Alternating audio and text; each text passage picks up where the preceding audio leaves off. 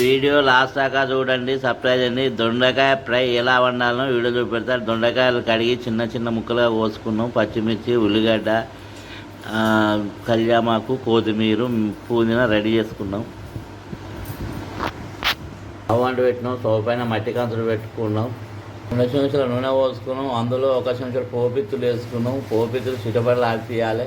పచ్చిమిరపకాయలు, ఉల్లిగడ్డలు, కళ్యామాకు, 1 చెంచాడు అల్లం వెల్లిపాయ, 1 చెంచాడు పసుపు, 1/2 చెంచాడు ఇంగు,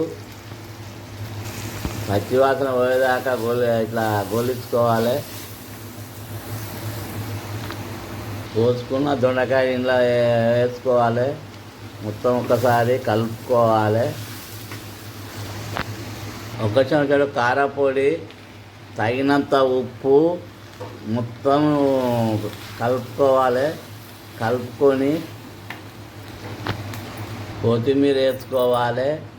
కొత్తిమీర వేసుకొని కలిపిన తర్వాత దీనిని మూత పెట్టుకొని 20 నిమిషాలు చిన్న మంట మీద ఉడికించుకోవాలి. కూర రెడీ అయింది.